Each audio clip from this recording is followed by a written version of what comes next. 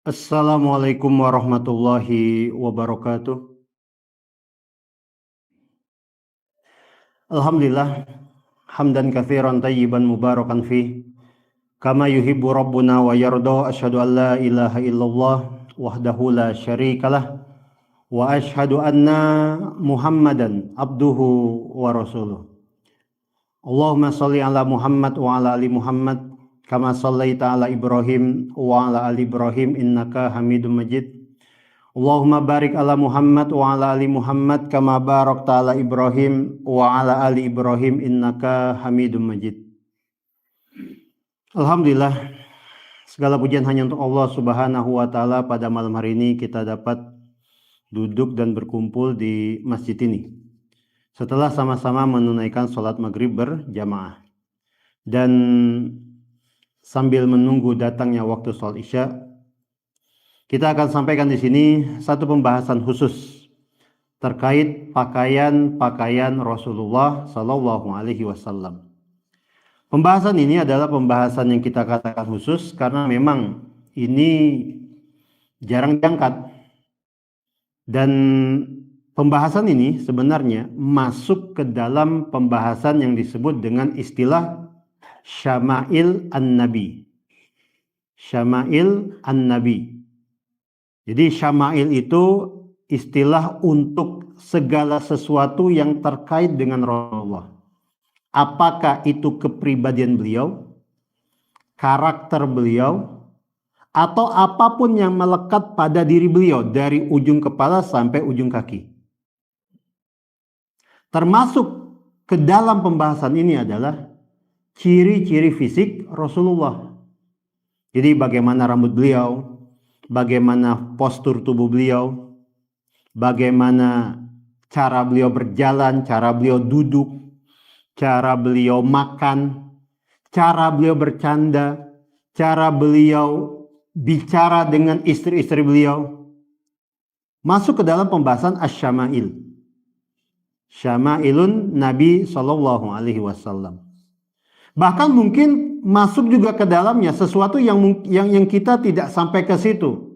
Apa misalnya, apakah Nabi pernah ngobrol ba'da sholat isya ataukah tidak? Apakah Nabi pernah melantunkan syair-syair ataukah tidak?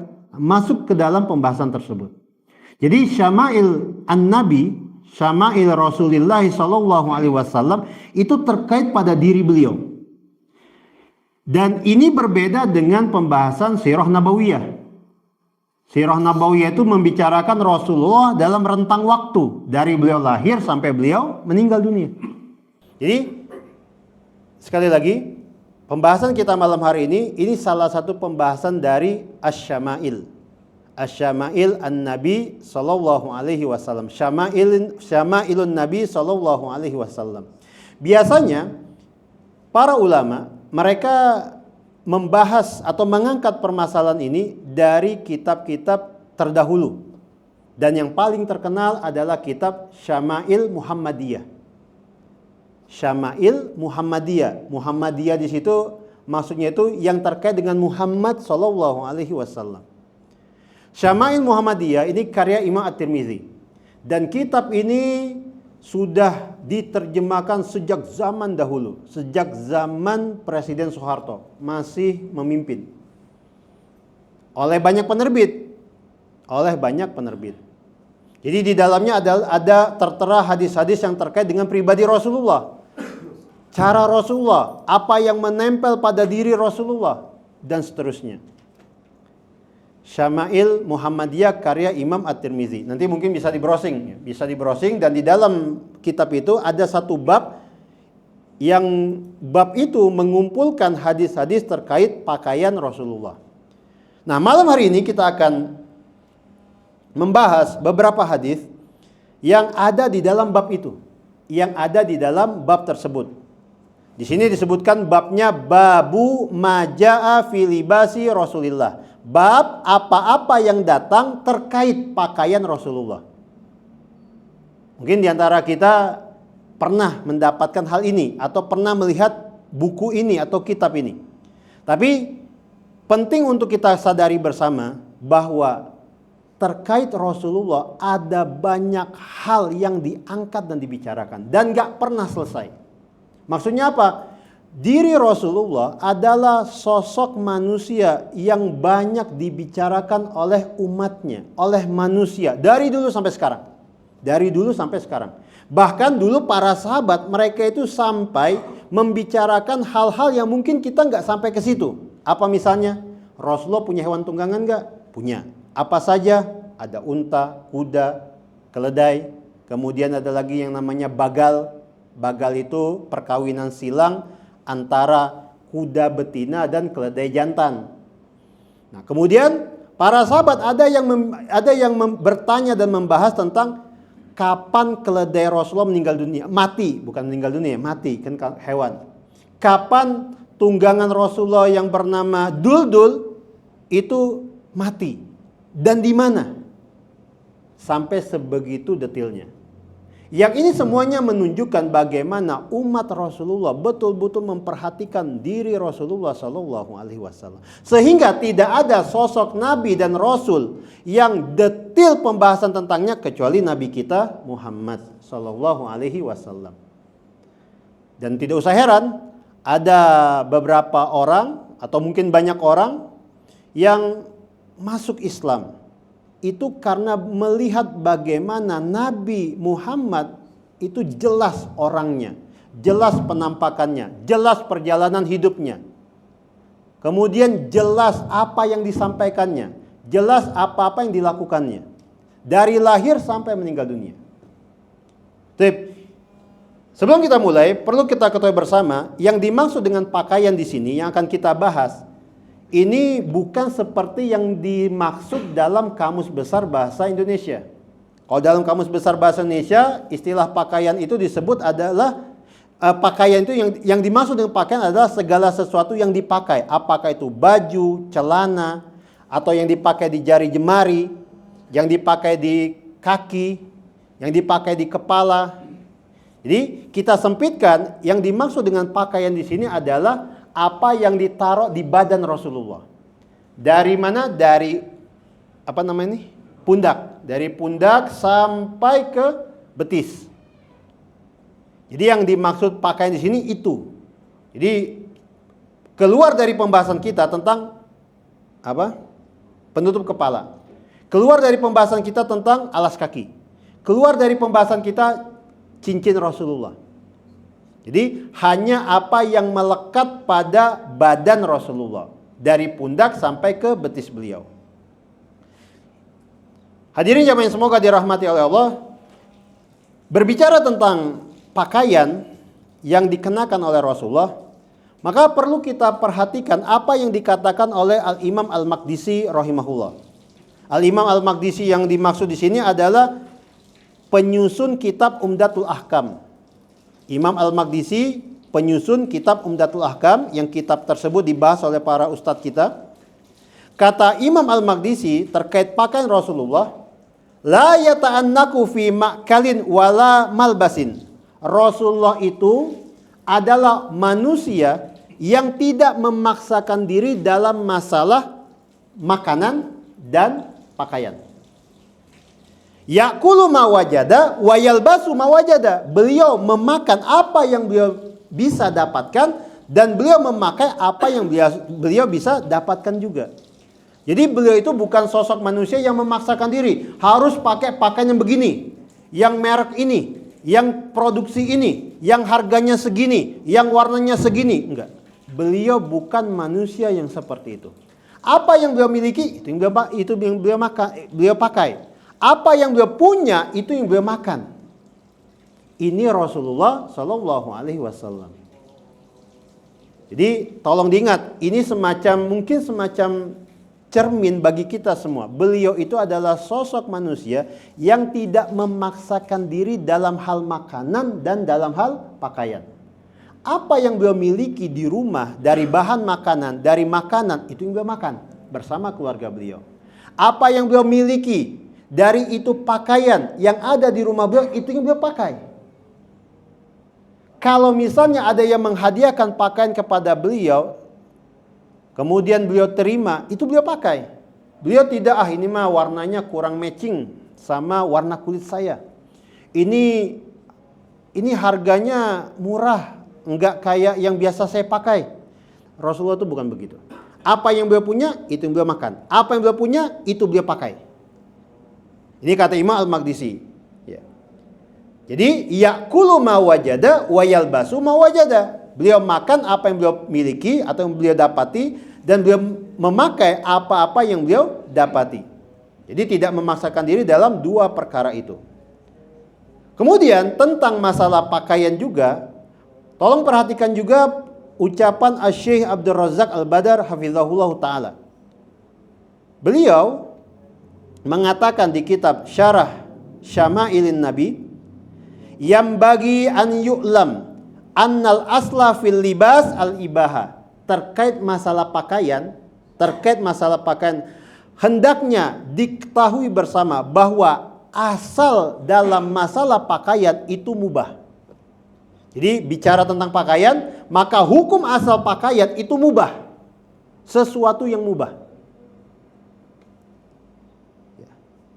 Sesuatu yang mubah.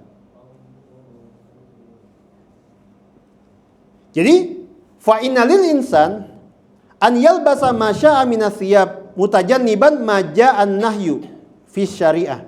Jadi hendaknya bagi siapapun kita dalam masalah pakaian, kita silakan memakai apa saja dari jenis-jenis pakaian selama tidak ada nas yang melarang untuk memakai pakaian tersebut.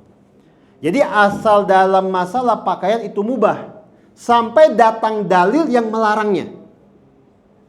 Asal dalam pakaian kita, ujung kepala sampai ujung kaki itu mubah. Sampai datang dalil atau nas yang melarangnya. Apakah itu ayat, apakah itu hadis. Contoh. Yang paling gampang. Dalam syariat Islam, yang namanya kaum laki-laki dilarang memakai apa? Sutra. Berarti bahan pakaian apa saja selain sutra itu boleh dipakai.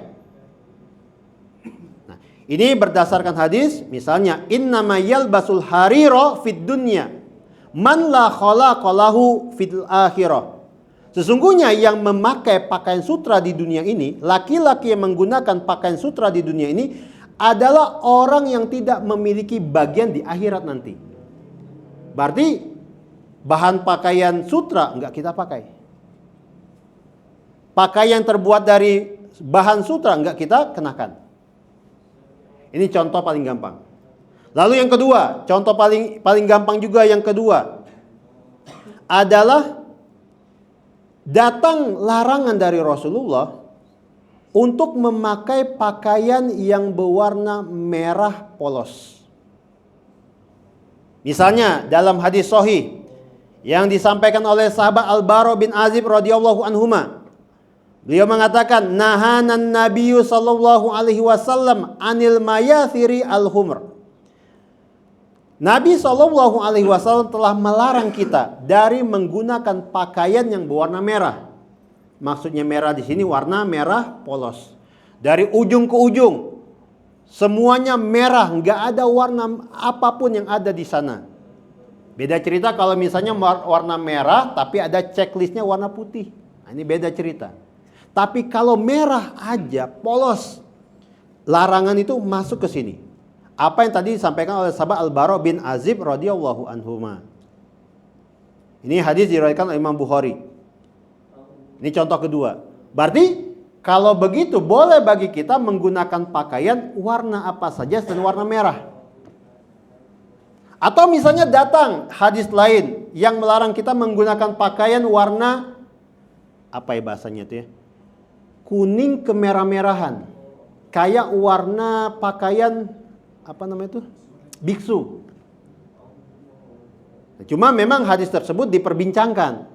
Tapi yang jelas selama tidak ada dalil yang melarangnya kita pakai. Apakah itu terkait warna, bahan, ya. Begitu juga kita pernah mendapatkan hadis dari Rasulullah yang di sana beliau bersabda Man tasyabbaha biqaumin fahuwa minhum. Barang siapa yang menyerupai satu kaum, maka dia termasuk dari mereka. Ya kan? Nah, sekarang terkait masalah pakaian. Sebagian orang-orang Nasrani, mereka itu meletakkan logo salib di mana? Di dadanya. Contohnya apa? Jersey. Logo salib itu adalah logo atau simbol yang disucikan oleh mereka. Mereka taruh di sini, di dada. Atau ada yang di apa? Gede di sini, apa? Di bagian depan. Ada yang sebelah sini. Mereka sengaja letakkan itu sebagai bentuk apa? Penyucian. Sebagai bentuk apa? Mengkultuskan. Dan ini asal usulnya dari zaman ketika terjadi dulu perang salib. Ketika perang salib, datang pasukan salib dari Eropa Barat, mereka membawa bendera yang ada tanda salibnya. Mereka menjahit di bagian dada tanda kain yang ada tanda salibnya. Sengaja di bagian dada. Jadi jauh sebelum ada jersey bola, sebelum ada apa? Yang macam-macam kayak begitu. Pasukan salib datang ke Syam, ke wilayah kaum muslimin untuk memerangi kaum muslimin. Itu sambil membawa kain yang dijahitkan di dada, lalu ada tanda salibnya. Kemudian benderanya diwarnai dengan tanda salib, warna merah putih atau warna apa? Biru kuning. Untuk apa? Untuk mencari berkah. Jadi bukan hanya identitas, tapi sebagai apa? Sebagai bentuk kultus. Kami berangkat ya dengan membawa salib suci. Untuk apa? Untuk memerangi orang-orang kafir. Maksudnya siapa? Kaum muslimin. Nah, yang seperti ini, ketika kita menggunakan pakaian yang ada tanda salibnya, kita masuk ke dalam larangan itu. Jadi ini contoh gampang tentang kita boleh memakai pakaian apa saja selama tidak ada dalil yang melarangnya. Selama tidak ada nas yang melarangnya. Bisa dipahami sampai sini? Jadi asal dalam pakaian itu mubah sampai ada dalil yang melarangnya. Apakah tentang warnanya, tentang bahannya, tentang modelnya. Atau mungkin kayak begini. Tapi ini mungkin di luar pembahasan kita. Ada larangan dari Rasulullah bagi kaum laki-laki untuk menyerupai wanita. Kaum wanita menyerupai laki-laki. Dapat ya hadisnya? Pernah dengar? Nah, kebanyakan kita tanpa sadar pergi ke masjid pakai sendal istrinya. Padahal itu jelas-jelas sendal untuk kaum wanita. Beda misalnya sendal yang sifatnya unisex. Bisa laki-laki, bisa perempuan. Ini nggak masalah. Kayak sendal apa? Sendal jepit, sendal swallow. Ini jelas sendal untuk kaum perempuan dipakai oleh kita. Dibawa ke masjid. Nah, dalam hal ini, dalam kasus ini berarti dia apa? Kena larangan tersebut. Ini untuk perempuan malah dipakai oleh laki-laki. Atau sebaliknya. Ada sebagian kaum wanita, kaum perempuan muslimah. Misalnya beraktivitas di outdoor, hiking, naik gunung. Atau mungkin apa, zaman sekarang kan lagi ngetren lari ya, running. Dia beli sepatu yang jelas-jelas itu sepatu laki-laki. Ada kan ya sepatu khusus nih laki-laki nih, sepatu gunung, sepatu hiking, sepatu running. Tapi nggak masalah buat dia pakai itu, dia masuk ke dalam larangan yang ada dalam hadis tadi.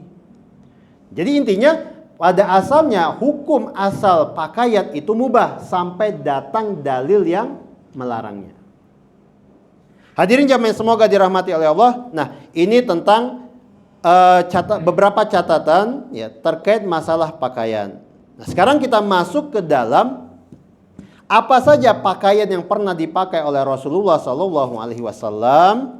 Maka di sini dalam kitab Syama'il Muhammadiyah karya Al-Imam At-Tirmizi ada beberapa hadis yang menyebutkan tentang pakaian-pakaian tersebut. Yang pertama, dan mungkin ini pernah disinggung oleh ustaz-ustaz yang lainnya. Yang pertama adalah pakaian yang disebut dengan hullah. Jadi ada pakaian, orang Arab nyebutnya dengan istilah hullah. Nah, ini berdasarkan hadis Ada beberapa hadis yang menyinggung tentang masalah itu. Di antaranya adalah hadis yang datang dari sahabat Abu Juhaifah.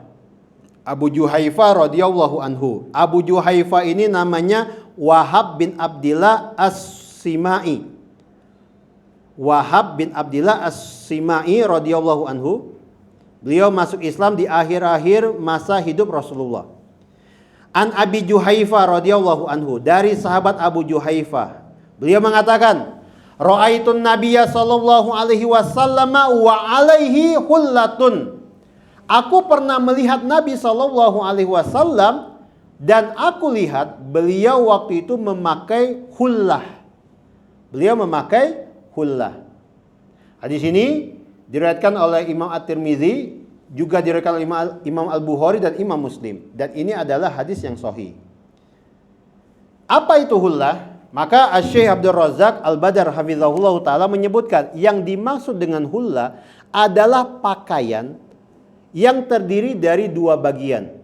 Terdiri dari dua bagian kain.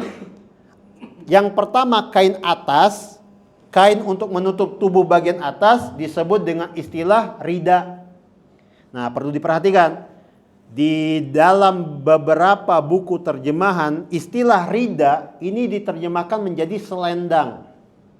Ingat, bahasa itu terkait rasa. Bicara tentang bahasa berarti bicara tentang rasa.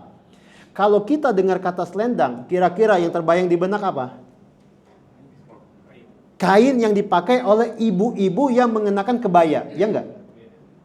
Selendang, pasti itu yang terbayang di benak kita. Jadi kalau rida diterjemahkan menjadi selendang, itu yang terbayang. Padahal sebenarnya rida itu kain besar. Kain besar yang dipakai di tubuh bagian atas untuk menutupi kedua pundak, dada, dan punggung. Jadi bagian atas disebut dengan rida.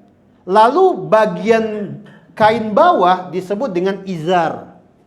Izar kalau terjemahan bebasnya itu sarung.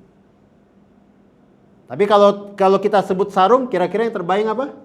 Sarung yang kita pakai di rumah. Yang pakai apa? Yang belah tengah, yang lipat tengah, yang lipat samping, ya kan? Yang digulung di depan. Yang ujungnya itu nyatu. Ya kan? Itu bicara tentang terjemahan sarung. Tapi intinya, hullah adalah pakaian yang terdiri dari dua potong kain. Bagian atas namanya rida, bagian bawah namanya izar.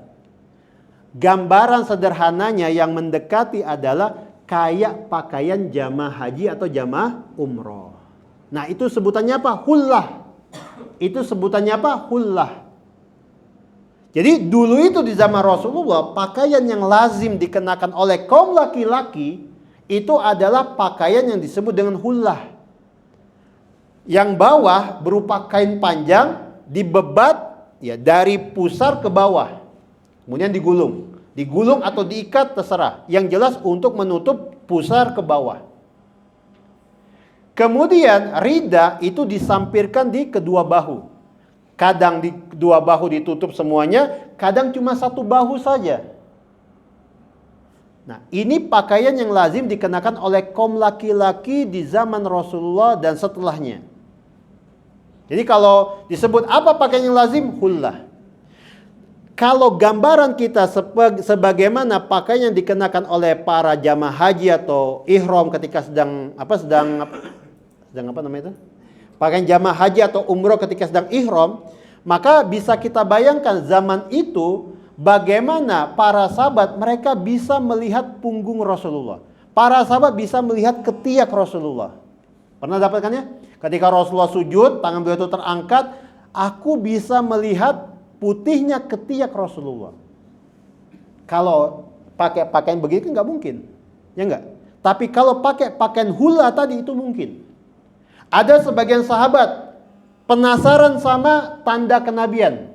Rasulullah itu di bagian punggung kiri itu ada yang namanya tanda kenabian. Kalau bahasa Arabnya itu khotamun nubuwah. Bentuknya itu seukuran telur burung puyuh atau telur burung merpati. Teksturnya lembut, ngejendol, kayak daging tumbuh. Kemudian kalau dipencet bisa digoyangkan kayak kelenjar. Kemudian di sekitarnya tumbuh bulu-bulu halus, tumbuh bulu-bulu halus, di atasnya itu ada bercak-bercak hitam kayak tai lalat. Nah, itu tanda kenabian yang ada di punggung kiri Rasulullah, sejajar dengan jantung. Ada beberapa sahabat penasaran dengan tanda kenabian Rasulullah. Akhirnya mereka apa? Curi-curi lihat. Misalnya Rasulullah lagi duduk di sini, sahabat itu datang dari arah depan. Kemudian mutar jalan ke arah belakang pengen melihat tanda kenabian yang ada di punggung Rasulullah. Rasulullah tahu dan sadar, ini sahabat pengen lihat, penasaran. Rasulullah angkat kain yang menutup punggung beliau, diangkat. Karena Rasulullah pakai pakaian hullah. Jadi tinggal diangkat, langsung kelihatan. Pernah dapat ceritanya? Jadi itu bisa terjadi kalau pakaian beliau hullah, bukan yang begini. Coba kalau begini, gimana cara ngelihatnya? Kebayang? Kan berarti harus dari bawah tuh diangkat ke atas. Nggak mungkin. Rasul lagi duduk bersama sahabat-sahabat beliau lagi ngobrol. Ada sahabat pengen melihat tanda kenabian di punggung beliau. Beliau tinggal angkat kain yang tadi disebut apa? Apa? Rida. Tinggal diangkat rida beliau. Langsung kelihatan. Langsung kelihatan apa? Tanda kenabian beliau. Atau dalam bahasa Arabnya apa? Khatamun nubuwah. Kemudian juga kita lihat ada sebagian sahabat, mereka fasih bercerita bahwasanya di dada Rasulullah itu ada bulu-bulu halus yang tumbuh dari dada kemudian memanjang sampai pusar. Itu nggak mungkin bisa kelihatan kalau pakaiannya kayak begini. Tapi kalau pakaian yang jenis hullah itu bisa kelihatan. Bagaimana misalnya memanjang ke bawah, bulu-bulu yang ada di dada Rasulullah. Ya kan? Nah, itu bisa terjadi kenapa? Karena beliau memakai pakaian itu, pakaian yang lazim dikenakan oleh kaum laki-laki. Nah, tetapi sekarang, di zaman sekarang, dan ini faedah dari Ustaz Munzir, beliau pernah menyebutkan dalam salah satu perjalanan, waktu itu di mobil, jadi zaman sekarang istilah hullah itu enggak lagi bayangannya itu seperti pakaian ihram. Tapi masuk ke dalam istilah hullah setiap pakaian yang terdiri dari dua bagian, bagian atas dan bagian bawah. Jadi pakaian mana saja yang terdiri dari dua bagian, ada yang bagian atas, ada bagian bawah, apakah dia dijahit atau tidak dijahit, disebut dalam bahasa Arab istilahnya apa? Hullah. Nah, tapi karena kita bicara tentang masalah Rasulullah, zaman Rasulullah, kita kembalikan ke definisi waktu itu, ke maksud yang ada pada zaman itu. Nah, inilah pakaian yang biasa dikenakan oleh kaum laki-laki termasuk Rasulullah. Apa itu? Hullah. Yang terdiri dari dua kain, kain atas namanya rida, kain bawah namanya izar. Lalu sebagai catatan penting, hullah yang biasa Rasulullah kenakan itu tidak mesti warnanya putih. Karena kita dapat di dalam banyak riwayat di sini, kadang-kadang Rasul menggunakan hullah yang warnanya hijau. Ini begini. Atau ada yang salah? Enggak ya? Baik, kita lanjutkan. Jadi di sini ada banyak riwayat yang menyebutkan bahwa Rasulullah menggunakan hullah warna hijau.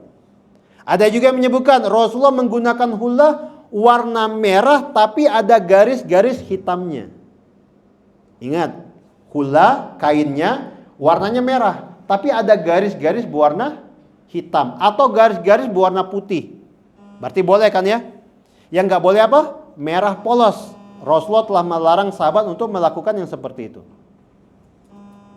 Jadi ini yang pertama. Lalu yang kedua masih terkait dengan hullah. Anil Bara bin Azib radhiyallahu anhuma, dari sahabat Al Bara bin Azib radhiyallahu anhuma, qala, beliau mengatakan, ma ra'aitu ahadan minan nasi ahsana fi hullatin hamra min Rasulillah. Aku belum pernah melihat seorang pun dari kalangan manusia yang lebih menawan ketika mengenakan hullah berwarna merah dari Rasulullah Sallallahu Alaihi Wasallam. Aku belum pernah melihat seorang pun yang mengenakan hullah berwarna merah lebih menawan daripada Rasulullah.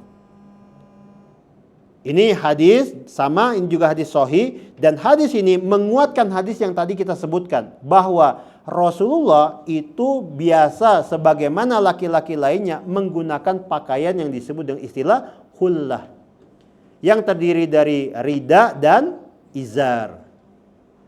Nah, merah di sini disebutkan di sini, merah di sini Maksudnya apa? Merah yang ada garis-garisnya. Kadang garisnya itu warnanya hitam, kadang warnanya putih. Jadi ini dua hadis mengemukakan kepada kita tentang pakaian yang Rasulullah biasa kenakan, yaitu pakaian hulla. Dengan pakaian inilah beliau dan para sahabat beraktivitas. Termasuk apa? Menunggangi unta dan kuda. Kebayang bagaimana mereka waktu itu menggunakan pakaian seperti itu untuk perang. Atau untuk apa? Beraktivitas harian. Ini pakaian yang lazim mereka kenakan. Ini pakaian yang lazim mereka kenakan. Termasuk Rasulullah. Dan Rasulullah adalah manusia yang tidak mau membedakan diri dengan orang-orang pada umumnya. Termasuk dalam masalah pakaian.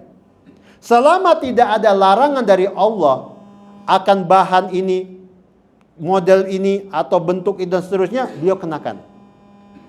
Dan beliau secara jelas melarang kita mengenakan pakaian syuhra. Pakaian yang beda dari orang-orang di zamannya, di waktu itu, di tempat itu. Mungkin ada yang bertanya-tanya, kalau gamis gimana ya? Kan nggak sama dengan kebanyakan orang. Gamis, kemudian jubah, ini termasuk pakaian yang sudah lazim di zaman sekarang. Sehingga tidak masuk dalam istilah pakaian syuhra. Ya, tidak masuk dalam istilah pakaian syuhra. Ini sudah kita tanyakan ke beberapa ustadz, juga ke beberapa ulama. Gamis, kemudian apalagi tadi? Jubah, kurta. Ini adalah jenis-jenis pakaian yang di negeri kita itu sudah umum, sudah lazim. Tidak menunjukkan apa? Sesuatu yang beda atau aneh. Coba, sampai artis pun pakai apa? Jubah atau gamis. Ketika acara-acara mereka, ketika show-show mereka. Ini adalah sesuatu yang lazim. Siapapun yang pakai jubah dan gamis, pasti akan diidentikan dengan apa? Islam. Pasti akan diidentikan dengan apa? Ibadah. Sebagaimana halnya pakaian yang disebut dengan istilah pakaian koko. Baju koko itu kan aslinya dulu dari daratan Cina. Kemudian menjadi sesuatu yang identik dengan kaum muslimin, lalu dipakai sehari-hari dalam ibadah, dalam acara-acara walimahan. Bahkan saya dulu waktu nikah pakai baju koko, bukan pakai gamis, pakai baju koko. Pakai baju koko, bisa pakai apa? Sarung gaya Melayu. Ini pakaian yang sudah lumrah di negeri kita, bukan pakaian syuhra. Kita sampaikan ini karena ada sebagian ikhwah menyebut bahwa gamis, kemudian apa? Kurta, ya, jubah, ini pakaian syuhra yang enggak sama dengan keumuman masyarakat. Nah, ini kita kasih tahu untuk itu salah, itu keliru. Jubah, kurta, gamis, ini semua adalah pakaian yang sudah umum di tengah-tengah kaum muslimin di Indonesia. Tapi itu catatan sedikit tentang pakaian syuhra. Hadirin jamaah semoga dirahmati oleh Allah. Sekarang kita masuk ke hadis ketiga. Jadi tadi yang pertama, pakaian yang biasa dikenakan oleh Rasul adalah pakaian yang disebut dengan istilah hullah. Lalu yang kedua, pakaian yang biasa dikenakan oleh Rasulullah juga ketika beliau masih hidup adalah apa yang kita istilahkan sekarang dengan nama gamis. Ini berdasarkan hadis yang datang dari istri beliau, yang disampaikan oleh salah seorang istri beliau, Ummu Salamah.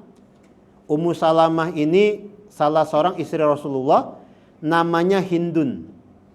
Sedikit notes ya, kita kasih sedikit catatan. Ummu Salamah siapa namanya? Hindun. Nama Hindun ini termasuk di antara nama yang sekarang jarang digunakan oleh kaum muslimin. Kita itu sempat mendaftar nama-nama sahabiah, istri Rasulullah, Ummul Mukminin yang sekarang jarang dipakai oleh kaum muslimin. Salah satunya apa? Hindun. Yang kedua, Romlah. Romlah itu nama istri Rasulullah yang dipanggil dengan Ummu Habibah. Pernah dengar ya? Istri Rasulullah namanya Ummu Habibah, nama aslinya itu Romlah. Ummu Salamah Hindun, Ummu Habibah Romlah. Kemudian juga termasuk nama yang sekarang jarang digunakan oleh kaum muslimin adalah nama Maimunah. Pernah dapatin Maimunah? Jarang. Kemudian yang keempat, Saudah. Ini nama-nama istri Rasulullah. Tapi berapa banyak kita dapati dalam kehidupan kita anak-anak perempuan yang bernama Saudah, Maimunah, Hindun, dan Romlah.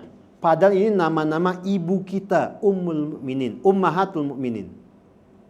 Kita sampaikan ini mudah-mudahan menjadi semacam catatan bahwa jangan menyempitkan nama-nama untuk anak perempuan-perempuan kita itu hanya pada Aisyah, Khadijah, Sofiyah, Zainab. Coba berapa banyak anak perempuan sekarang yang namanya Sofiyah, yang namanya Aisyah, yang namanya siapa lagi? Zainab. Berapa banyak? Banyak. Dan ternyata kalau dipikir-pikir, pertimbangannya itu bukan pertimbangan sifatnya syar'i, tapi pertimbangan apa? Enak untuk dipanggil. Sofia dipanggilnya apa? Sofi, ya kan?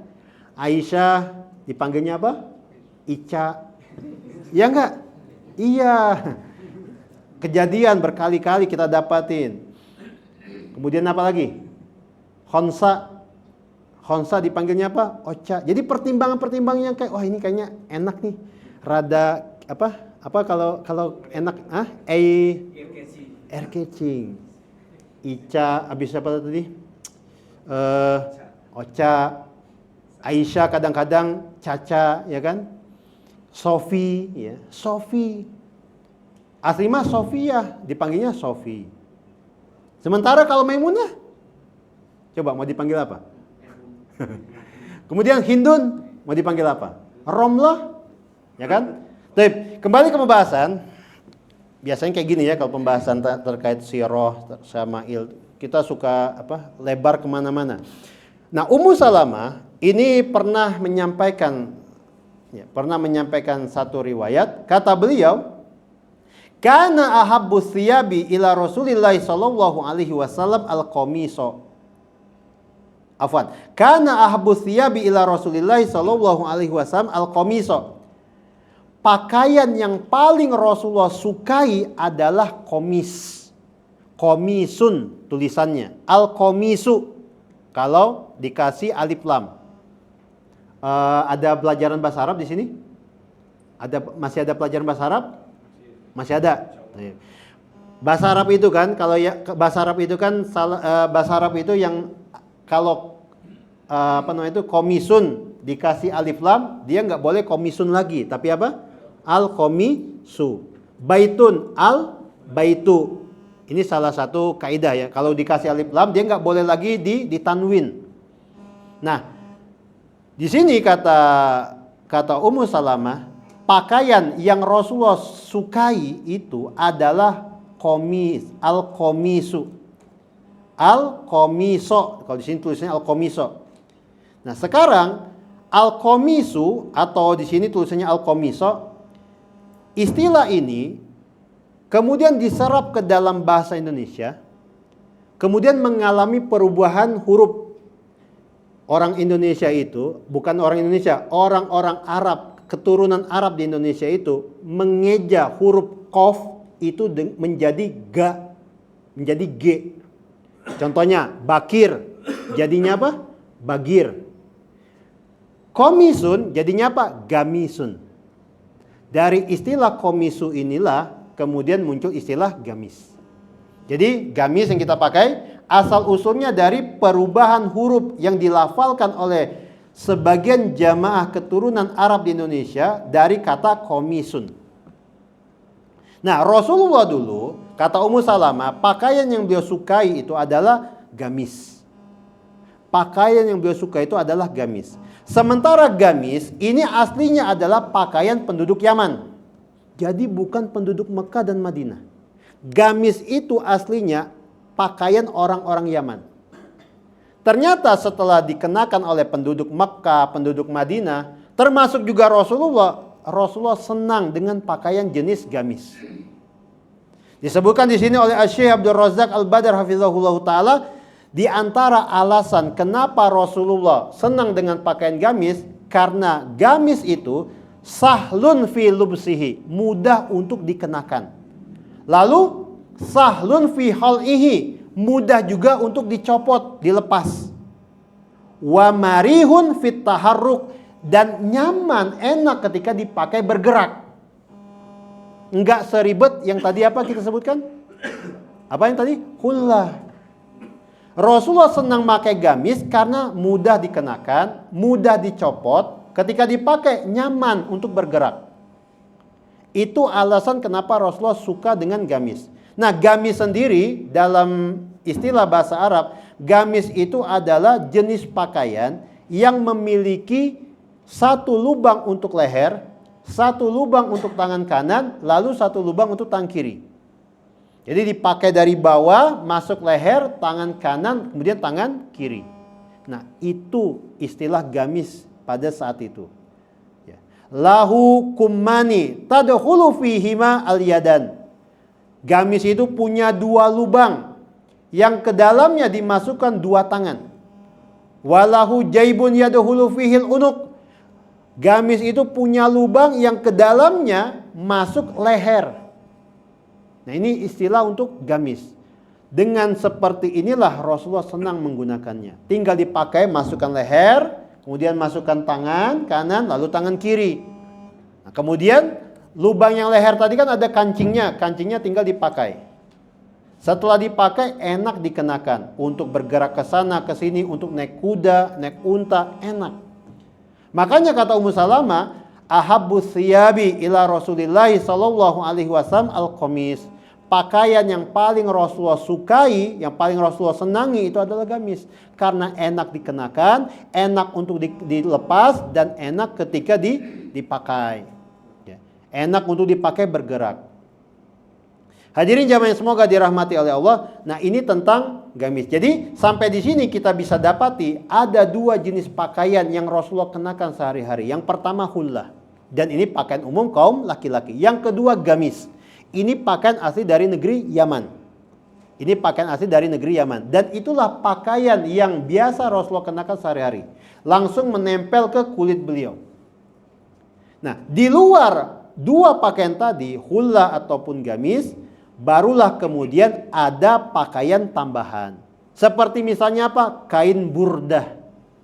Kain burdah itu adalah istilah untuk kain yang besar yang dikenakan di atas gamis atau hullah. Jadi ada semacam kain, mungkin sebesar ini nih kainnya. Nah, kalau misalnya udara dingin, suhu dingin, karena di sana pertama yang pasti di sana jarang hujan, tapi suhu itu kadang-kadang dingin. Nah, Rasulullah kalau keluar rumah sholat subuh atau sholat malam, selain mengenakan gamis atau hullah, beliau juga menggunakan kain yang disebut dengan istilah burdah. Udah masuk belum? Udah ya? Katanya bunyi. Oh, udah punya tuh. Afwan. Baik, kita break dulu. Setelah sholat isya kita lanjutkan kembali. Alhamdulillah, wassalatu wassalamu ala rasulillah. Bismillah, alhamdulillah, wassalatu wassalamu ala rasulillah wa ala alihi wa sahbihi wasallam. Asyhadu an la ilaha illallah wahdahu la syarikalah wa asyhadu anna Muhammadan abduhu wa rasuluh amma ba'd. Sekarang kita lanjutkan lagi. Tadi telah kita sebutkan dua pakaian yang biasa Rasulullah kenakan setiap hari. Pertama hullah, yang kedua gamis. Lalu di atas kedua pakaian itu, apakah itu hullah atau gamis, terkadang Rasulullah memakai kain atau pakaian lain. Seperti tadi sudah kita sebutkan, kain besar yang disebut dengan istilah burdah. Yang disebut istilah burdah. Nah, selain burdah, kain besar yang disebut dengan istilah burdah itu, Rasulullah juga terkadang menggunakan pakaian yang disebut dengan jubbah. Perhatikan, jubbah, jubbatun. Jadi huruf ba-nya itu ditasdid. Ini pakaian ditaruh di atas hullah atau apa? Gamis. Nah, ini berdasarkan hadis sahih yang datang dari sahabat Al-Mughirah bin Syu'bah radhiyallahu anhu. Anil Mughirah ibn Syu'bah radhiyallahu anhu, anna Nabiyya sallallahu alaihi wasallam labisa jubbatan rumiyatan dayyiqatal kummain. Sesungguhnya Nabi sallallahu alaihi wasallam beliau pernah memakai jubbah orang-orang Romawi yang sempit kedua lengannya. Sekarang apa itu jubbah yang dimaksud? Tadi hadis diriwayatkan oleh Imam Muslim, Imam At-Tirmizi dan juga oleh Imam Muslim. Nah sekarang apa yang dimaksud dengan jubbah seperti yang dikatakan oleh sahabat Al-Mughirah? Jadi tadi Al-Mughirah cerita tentang kejadian waktu perang Tabuk. Pasukan terakhir yang Rasulullah pimpin ke tempat musuh untuk memerangi musuh adalah pasukan Tabuk. Pasukan yang dibawa ke daerah Tabuk. Nah pada waktu itu Al-Mughirah bin Syu'bah, beliau selalu mengawal Rasulullah. Misalnya Rasulullah pengen menunaikan hajat, Rasulullah pengen ada sesuatu yang beliau hendak lakukan jauh dari tempat mereka menginap, tempat mereka berkemah. Yang menemani adalah Al-Mughirah bin Syu'bah. Nah pada waktu itu Al-Mughirah mendapati Rasulullah menggunakan jubbah. Jubbah bikinan orang-orang Romawi. Apa itu jubbah? Disebutkan di sini al-jubbatu naun minal libas yulbasu fauqal qamis. Jubbah yang dimaksud di sini adalah bagian dari pakaian yang dikenakan di atas gamis.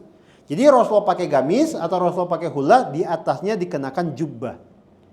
Jubbah yang dimaksud di sini kalau pakai bahasa kita itu kayak mantel. Mantel pemantel. Mantel. Jadi ditaruh di atas ini ada bagian tangannya. Kalau dulu waktu kita kecil tuh, ya kan sebagian jagoan itu kan pakai apa tuh? Apa tuh yang diikat di leher? Nah itu. Bukan syal, apa yang berkibar-kibar di belakang? Nah, sayap. Nah itu bahasa Indonesianya apa? Mantel atau jubah. Jubah kebesaran tuh itu. Ya kan bisa ditanggalin, bisa ditaruh. Dia pakai pakaian. Orang ini pakai pakaian, kemudian dia pakai jubah itu. Masalahnya sekarang istilah jubah itu dipakai oleh orang-orang kita untuk pakaian kayak gini. Jadi pakaian kita kenakan ini disebut gamis iya, disebut jubah juga iya. Iya enggak? Yang dipakai oleh ini Felis, ini sebutannya apa? Jubah juga. Gamis iya, jubah juga. Padahal dulu itu kan jubah itu yang ditaruh di atas kedua pundak, diikatkan ke leher. Nah, dulu Rasulullah ada yang seperti itu namanya jubbah rumiyah. Jubah ini bikinan orang-orang Romawi. Rasulullah kenakan itu. Yang ada lengannya, berarti bukan hanya ditaruh di atas kedua pundak, tapi juga ada bagian yang dimasukkan ke tangan. Begitu. Nah, pada waktu itu kedua lengan jubah itu sempit. Sehingga Rasulullah nggak bisa ketika berwudu, beliau tuh nggak bisa narik sampai kemana, sampai ke siku. Jadi beliau pakai gamis atau hula, kemudian pakai jubah itu.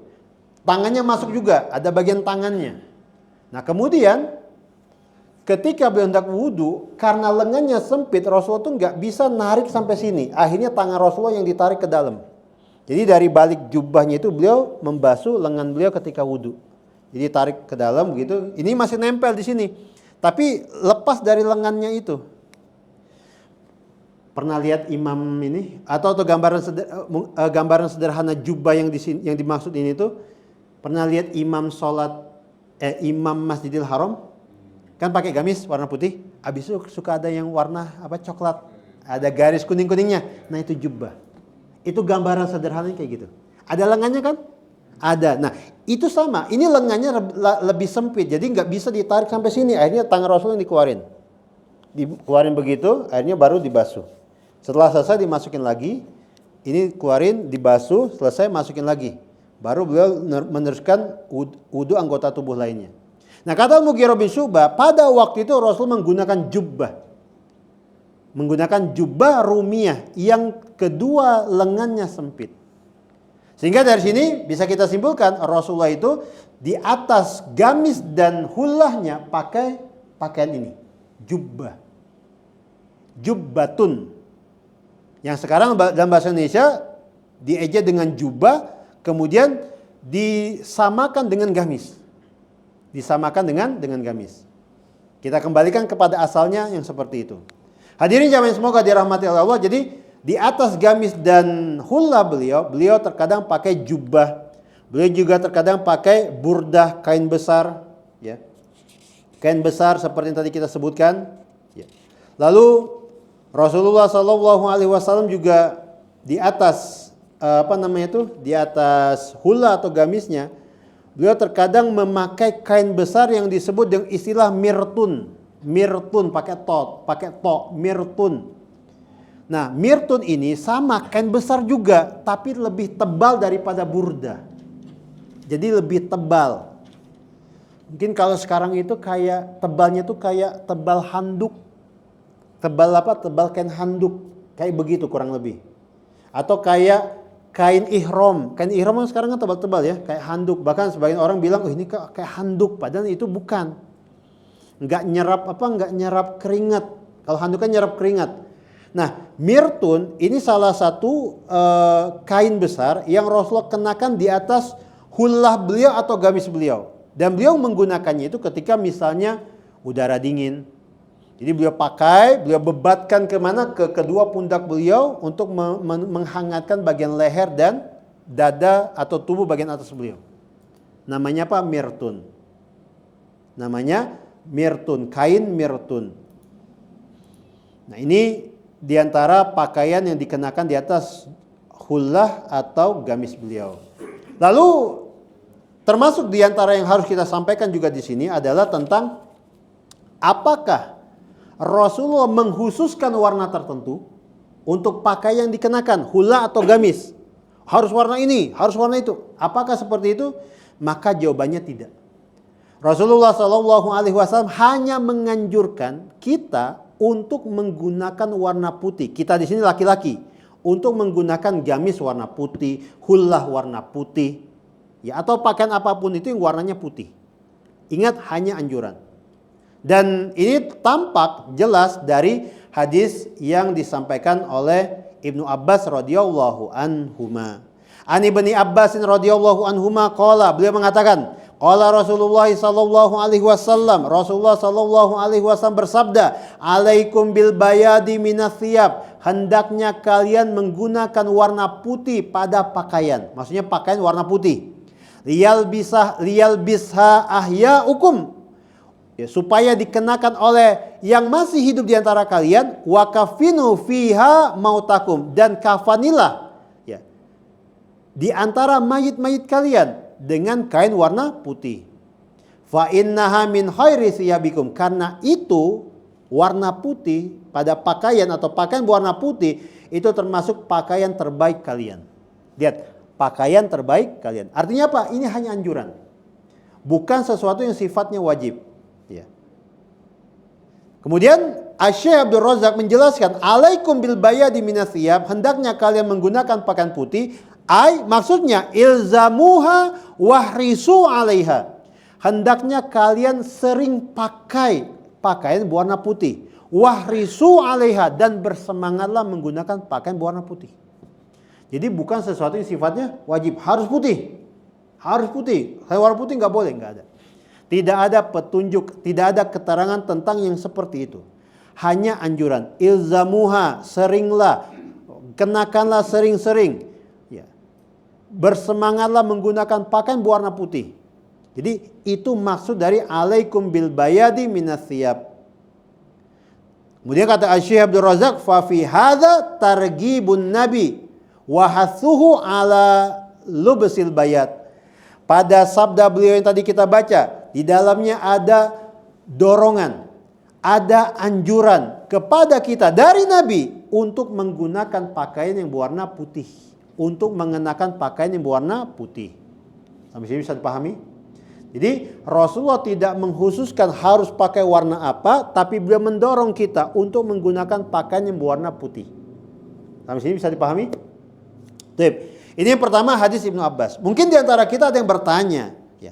Mungkin di antara kita ada yang bertanya, kenapa Rasulullah mendorong kita, menganjurkan kita menggunakan pakaian berwarna putih? Ya. Maka jawabannya kita bisa dapati dari hadis yang disampaikan oleh Samurah bin Jundub radhiyallahu anhu. Hadis ini diriwayatkan oleh Imam At-Tirmizi juga dalam kitab Jami' At-Tirmizi. An Samurah ibn Jundub, dari Samurah bin Jundub. Qala, beliau mengatakan, qala Rasulullah sallallahu alaihi wasallam, Rasulullah bersabda, Rasulullah sallallahu alaihi wasallam bersabda, ilbasu al-bayad, ya, kenakanlah pakaian yang berwarna putih. Fa innaha atharu wa atyabu, karena sesungguhnya pakaian yang berwarna putih itu lebih bersih, lebih baik. Wa kafinu fiha mautakum, dan kafanilah mayit-mayit di antara kalian dengan kain kafan berwarna putih. Nah, ini adalah alasan kenapa kita dianjurkan menggunakan pakaian berwarna putih. Ya. Kata Syekh Abdul Razak menjelaskan hadis ini, anna thiyabal bid tajma'u baina hataini sifatain. Pakaian yang berwarna putih itu mengumpulkan dua sifat ini, at-tuhru wat tayyib. At-tuhru itu maksudnya bersih, suci, wat tayyib, bagus, baik terlihatnya.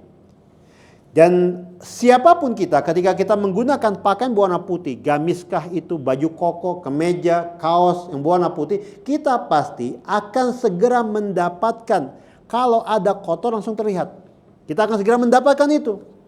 Kemudian orang yang menggunakan pakaian berwarna putih, kemeja, kaos, gamis, baju koko, jubah, ketika menggunakan pakaian berwarna putih, dia pasti akan berhati-hati untuk duduk. Gak mungkin kan? Duduk di pinggir jalan pakai pakaian putih, dia pasti akan lihat dulu ini bersih enggak. Kalau misalnya kotor, dibersihkan dulu. Atau dia akan milih-milih, selektif duduknya di mana. Dan memang seperti itulah orang yang menggunakan pakaian putih. Dia akan menjaga kebersihannya. Dia akan melihat kalau ada kotor, akan segera membersihkannya. Dan ini alasan diantara yang tampak. Lalu pakaian berwarna putih ini juga menjadi semacam perumpamaan dalam hadis-hadis Rasulullah. Di antaranya adalah hadis yang di sana disebutkan doa istiftah. Apa doa istiftah yang biasa dibaca Rasulullah? Allahumma ba'id baini wa baina khotoyaya kama ba'atta bainal masyriqi wal maghrib. Allahumma nakkini minal khotoyaya. Ya Allah, bersihkanlah diriku dari kesalahan-kesalahan. Kama yunaqqas thawbul abyadu minad danas, sebagaimana dibersihkannya pakaian warna putih dari kotoran. Jadi menjadi perlambang tentang kebersihan, tentang apa? Kesucian, tentang bagaimana sesuatu itu mencapai puncaknya dalam masalah kebersihan. Pakaian yang kotor, ya, pakaian putih ketika kotor dia akan segera dibersihkan sampai hilang kotorannya itu. Beda cerita kalau misalnya pakaiannya warna hitam. Beda cerita kalau misalnya pakaiannya warna gelap, biru dongker misalnya, atau apa lagi, hijau tua, ya. Pakaian-pakaian seperti itu kalau misalnya kita pakai kemudian terkena kotoran, kita biasanya nggak akan langsung tahu itu kotor. Beda sama yang warna putih. Makanya diantara keistimewaan pakaian yang berwarna putih itu, dia akan terlihat langsung ketika kotor. Kemudian ketika dikenakan, orang yang menggunakannya akan selektif untuk duduk, untuk apa? Untuk beraktivitas. Dia nggak akan gampang ya melakukan ini atau melakukan itu kalau dia menggunakan pakaian berwarna putih. Karena cepat kotor. Dan ketika kotor, cepat pula untuk dibersihkannya. Dan ini keistimewaan pakaian yang berwarna putih. Nah, kemudian Rasulullah SAW sendiri, ingat, beliau pernah menggunakan pakaian yang selain warna putih. Gamis beliau, hullah beliau. Tadi kita sebutkan pernah pakai warna hijau, pernah pakai warna merah yang bergaris-garis hitam atau putih. Ya. Bahkan Rasulullah punya imamah warnanya hitam. Imamah itu kain yang dibebatkan di mana? Di kepala. Kalau bahasa kitanya apa? Kenapa? Sorban. Nah, jadi dalam bahasa Arab, kain yang untuk kepala itu disebut dengan imamah itu kalau dibebat. Mau diikat dua atau diikat satu. Kan ujungnya ada dua nih. Diikat satu atau diikat dua disebut dengan imamah. Tapi kalau nggak diikat, dia nggak disebut dengan imamah. Dia hanya disebut dengan kain biasa. Jadi kalau kan ada ya, syekh misalnya pakai kain di atas kepalanya warna putih atau merah putih ya, hitam putih gitu. Nah itu kalau misalnya nggak dibebat, nggak diikat begitu, dia disebut kain biasa, bukan disebut dengan imamah. Tapi kalau dibebat, mau dua ujungnya diikat dua-duanya atau cuma satu, dia baru disebut dengan imamah. Dan Rasulullah, kain imamah beliau tidak semuanya warna putih.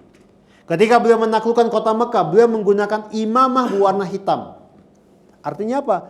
Gak masalah pakai warna selain warna putih. Boleh pakai warna hitam. Jubah juga begitu. Khullah juga begitu. Kemudian apa lagi? Gamis. Jadi Rasulullah tidak menghususkan harus pakai ini, wajib pakai ini. Tapi beliau mendorong, pakailah pakaian yang putih. Karena itu lebih bersih. Karena itu lebih baik. Kafanilah mayit-mayit kalian dengan kafan yang berwarna putih. Karena itu lebih baik untuk yang begitu dan seterusnya. Hadirin jamaah yang semoga dirahmati Allah. Nah, ini dua hadis yang menunjukkan kepada kita tentang warna pakaian beliau. Sehingga dari sini kita terbayang dan tergambar ya tentang bagaimana petunjuk Rasulullah dalam masalah warna pakaian beliau. Lalu ada satu pembahasan lagi yang mungkin ini bisa kita masukkan ke sini. Termasuk di antara pakaian beliau adalah baju besi. Baju besi mau disebut apapun namanya tetap itu dipakai di badan. Nah, Rasulullah SAW beliau itu punya dua baju besi. Rasulullah itu punya dua baju besi. Dan baju besi beliau itu biasa beliau kenakan ketika berperang. Bahkan ketika perang Uhud, beliau menggunakan dua lapis baju besi. Kemudian juga ketika perang Ahzab, Rasulullah menggunakan dua lapis baju besi. Dan ini semuanya menunjukkan tentang bagaimana kuatnya tawakal beliau, kuatnya usaha beliau. Beliau menggunakan dua baju besi ketika perang Uhud dan perang Ahzab. Baju besi sendiri dalam bahasa Arab disebutkan dengan baju besi dalam bahasa Arab itu sebutannya adalah dir'un. Dir'un. Nah, dir'un disebutkan di sini, ad-dir'u huwa libasun min hadidin yusna'u hilakon. Yakil muqatil wa yahmihi biiznillahi min darbin nabl awis saif aw nahwi dzalik. Yang dimaksud dengan baju besi di sini, perhatikan, ini untuk menjernihkan cara pandang kita tentang baju besi. Yang dimaksud dengan baju besi di sini, yang biasa dikenakan oleh Rasulullah, oleh para sahabat ketika perang, itu adalah pakaian yang terbuat dari besi, ya, dibentuknya itu dalam bentuk rajutan, lingkaran-lingkaran rantai. Jadi jangan dibayangkan kayak armor, baju besinya baju besinya Satria Inggris yang tertutup full face, full body dari atas sampai bawah, naik kuda aja sampai harus didorong sama pengawalnya, sama temannya. Bukan itu. Baju besi yang dikenakan oleh Rasulullah dalam perang itu berupa rajutan, rantai-rantai kecil dari sini sampai bawah, dari sini sampai bagian pinggang. Itu berupa rantai yang dirajut sini satu, dan itu semuanya homemade, bikinan rumah tangga. Dan warnanya sama. Makanya ketika perang Uhud, ada kejadian sebagian sahabat membunuh temannya.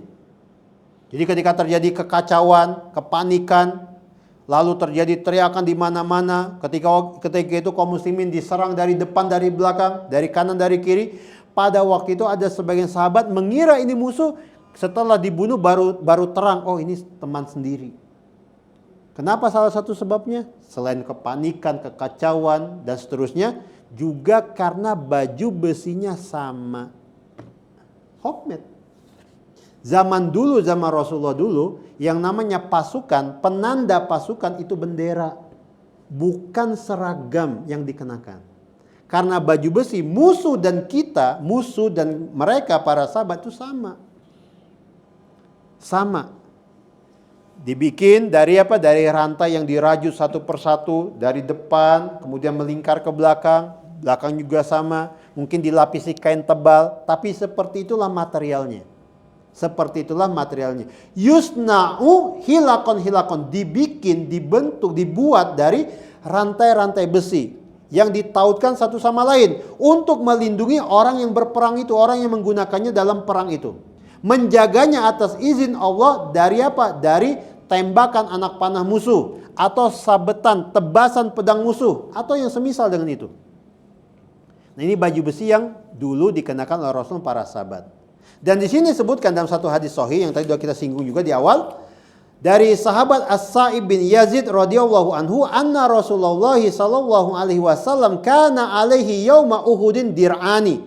Rasulullah sallallahu alaihi wasallam itu ketika terjadi perang Uhud, beliau menggunakan 2 lapis baju besi. Qad zahara bainahuma. Beliau kenakan dengan 2 lapis itu. Jadi dipakai satu nih, habis itu dipakai yang kedua. Double. Nah, dengan begini kan mudah kebayang. Beda kalau misalnya kita tidak sebutkan deskripsi seperti ini. Karena sebagian teman kita, sebagian saudara-saudara kita, mereka membayangkan baju besi Rasulullah itu seperti baju zirah orang-orang Inggris. Baju zirah orang-orang Kristen Eropa yang full face, full body. Nggak ada lobangnya. Nggak ada celahnya. Berat dan seterusnya. Nah, kalau bentuknya kayak begitu, kebayang nggak bagaimana dipakai 2 lapis? Gimana masukinnya, ya enggak? Gimana mengenakannya? Tapi kalau bentuknya kayak tadi kita sebutkan, pertama dipakai, diikat dan seterusnya, satu, habis itu pakai yang kedua. Berat pasti, tapi mudah membayangkannya dan logis. Oh, seperti ini gambarannya. Dan itu Rasulullah kenakan hanya di 2 kali, 2 kesempatan. Pertama perang Uhud, yang kedua perang Ahzab. Karena Rasulullah Shallallahu Alaihi Wasallam menggunakan 2 lapis baju besi di perang Uhud, maka pada waktu itu luka-luka yang Rasulullah derita itu tidak begitu parah. Memang Rasulullah berdarah, Rasulullah kehilangan 2 gigi, apa ya sebutannya ya? Jadi kita kan punya gigi taring ya, taring atas, taring bawah. Nah, gigi yang samping taring itu gigi apa sebutannya? Bukan yang belakangnya, yang ini kan taring nih. Nah, sebelah sini nih, apa sebutannya? Seri ya. Seri itu bukan yang depan ini. Bukan. 4 ya.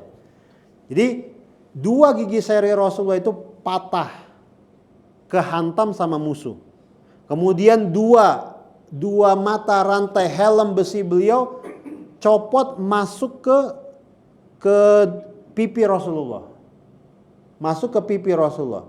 Lalu Rasulullah sendiri digebuk pakai pedang di badan beliau, di punggung beliau. Beliau dilempari batu besar oleh musuh beliau. Dan beliau enggak berdarah-darah. Enggak berdarah-darah sebagaimana para sahabat lainnya. Di antara sebabnya atas izin Allah adalah beliau menggunakan baju besi 2 lapis. Baju besi 2 lapis. Yang tadi kita sampaikan penampakannya. Nah, kemudian karena beliau menggunakan 2 lapis baju besi seperti itu, ketika beliau misalnya digebuk pakai pedang, ditumbuk pakai batu, beliau tidak berdarah. Tapi memang hantamannya kerasa. Sehingga waktu itu setelah perang Uhud, Rasulullah masih merasakan nyeri pada tubuh beliau yang gak berdarah itu selama 1 bulan. Kebayang tumbukannya kayak gimana? Beliau dilempar batu besar, kena badan beliau, kena bagian baju besi beliau. Beliau gak berdarah, gak luka. Tapi hantamannya itu, sakitnya itu, nyerinya itu masih kerasa selama 1 bulan. Selama 1 bulan. Nah, ini tentang baju besi beliau. Dan baju besi beliau itu masing-masing dikasih nama. Baju besi beliau masing-masing dikasih nama. Termasuk diantara kebiasaan Rasulullah Sallallahu Alaihi Wasallam, beliau memberi nama beberapa perabot beliau. Beberapa alat-alat yang beliau kenakan. Contohnya baju besi. Kemudian apa? Pedang. Kemudian busur. Semuanya Rasul kasih nama. Mungkin sebagian kita membayangkan yang dikasih nama oleh Rasulullah itu mungkin hewan-hewan tunggangan beliau. Ya kayak misalnya Rasulullah itu punya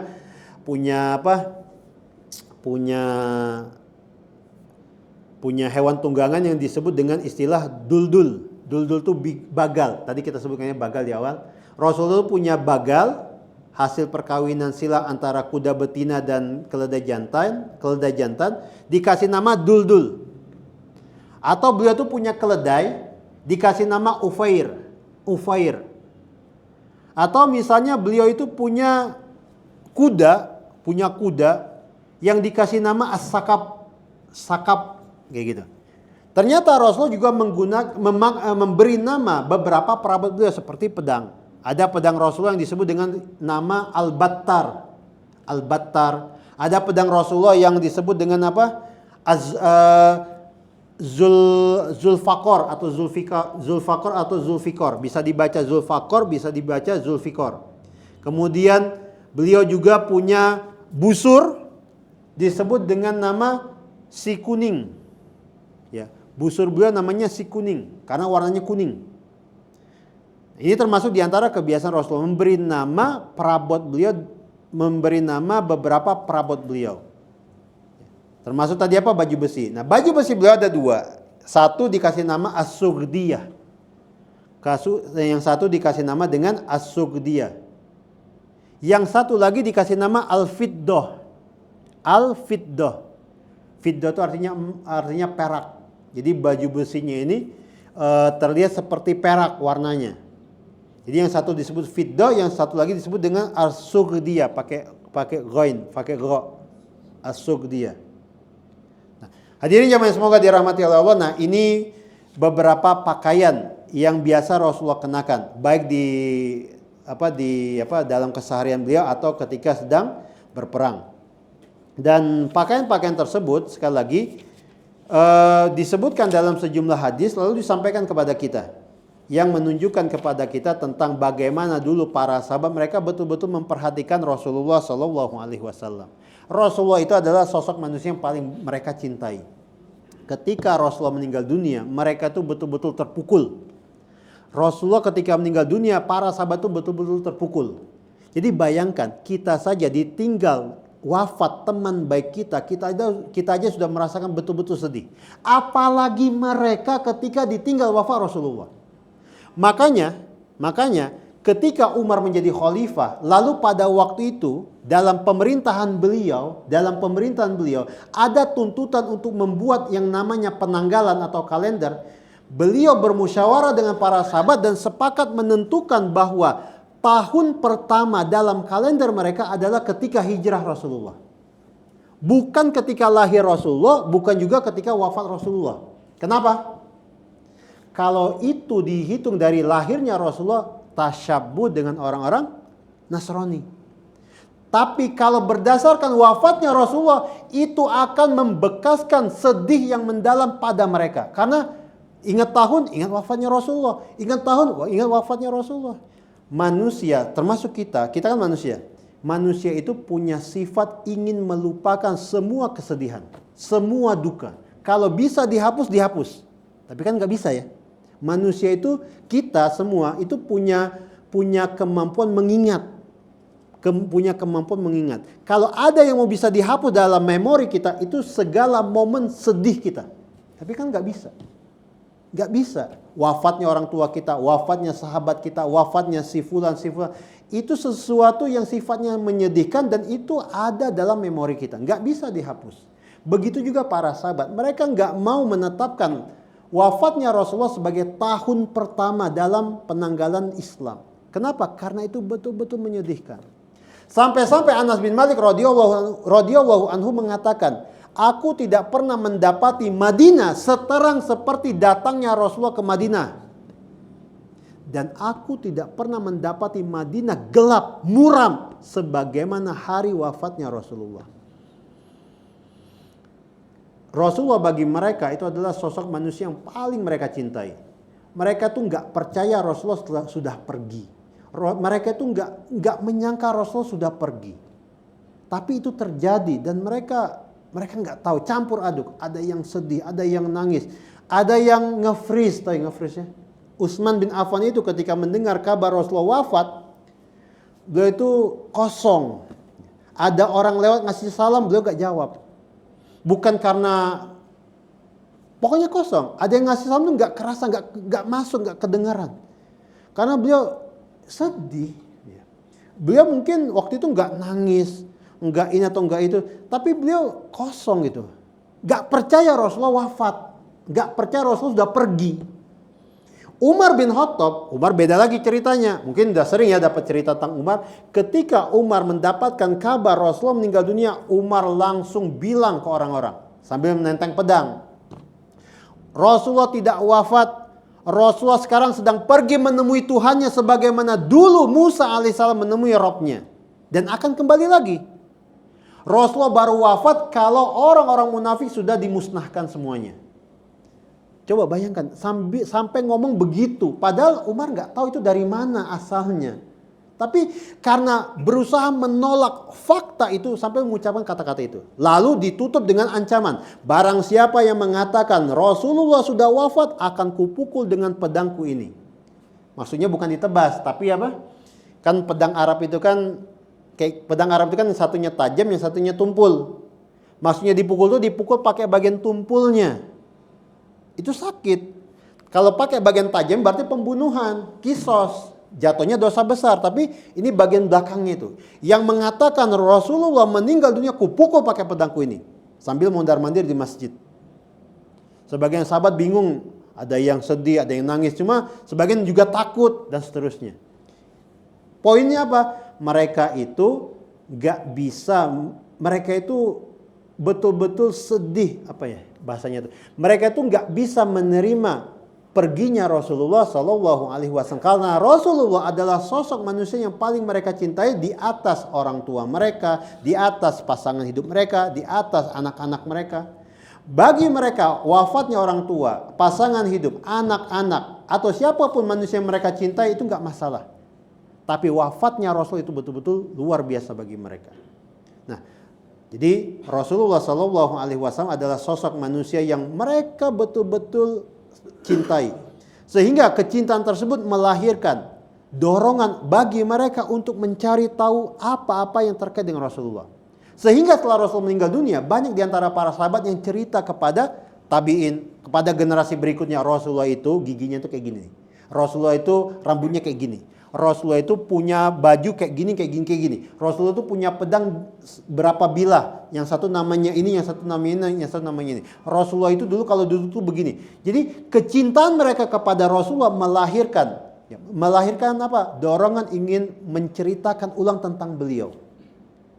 Dan itulah salah satu bentuk kecintaan tertinggi kepada Rasulullah. Sehingga aneh dan memang kejadian di mana-mana. Ada banyak kaum muslimin, mereka nggak peduli nggak peduli dengan Rasulullah. Maksudnya apa? Mereka cukup tahu Nabi mereka namanya Muhammad, cukup tahu Nabi Muhammad itu lahir di Mekah, meninggal dunia di Madinah, cukup tahu Nabi Muhammad itu menyampaikan wahyu dari langit, cukup tahu Nabi Muhammad itu diutus oleh Allah, udah kayak gitu. Nggak mencari tahu tentang bagaimana Rasulullah itu. Padahal konsekuensi dari kecintaan, dari rasa cinta adalah mencari tahu orang yang dicintai. Ya enggak? Pernah kan dulu ngerasakan? Ya kan? Kita mencintai seseorang nih, kita cari tahu tuh dia tuh. Stalking ya, istilahnya stalking, dicari tahu tuh. Kalau anak sekarang kan kepo. Wah kepo, ini ya, emang kan dia cinta. Dicari tahu, oh makannya kayak gini gayanya. Oh ininya baju yang suka dipakai tuh baju yang kayak gini. Dicari tahu. Para sahabat seperti itu dan itu diteruskan oleh generasi-generasi berikutnya oleh kaum muslimin. Dan hendaknya kita semua ketika kita menyatakan kita cinta kepada Rasulullah, kita pengen ketemu sama Rasulullah, kita pengen berkumpul dengan beliau nanti di akhirat, maka semestinya dari sekarang ketika kita masih hidup kita cari tahu tentang diri Rasulullah. Ajarannya iya, apa yang beliau wariskan iya, tapi jangan lupa sosok diri beliau. Karena yang namanya mencintai itu artinya mengenal, mencari tahu sampai tahu bagaimana orang yang dicintai itu. Dalam hal ini adalah Rasulullah Sallallahu Alaihi Wasallam. Jadi Allahu a'lam bishawab, ini yang bisa kita sampaikan pada malam hari ini terkait pakaian-pakaian Rasulullah. Mudah-mudahan amit tadi kita sampaikan itu bermanfaat dan semoga duduknya kita di sini dari tadi ba'da maghrib sampai sekarang terhitung di sisi Allah sebagai satu amal ibadah. Terhitung di sisi Allah sebagai satu amal solih yang bisa menambah berat timbangan pahala kita di hari kiamat nanti. Allahu a'lam bishawab, kita cukupkan sampai di sini. Subhanakallahumma wa bihamdika asyhadu an la ilaha illa anta astaghfiruka wa atubu ilaik. Alhamdulillah wassalatu wassalamu ala Rasulillah. Assalamualaikum warahmatullahi wabarakatuh.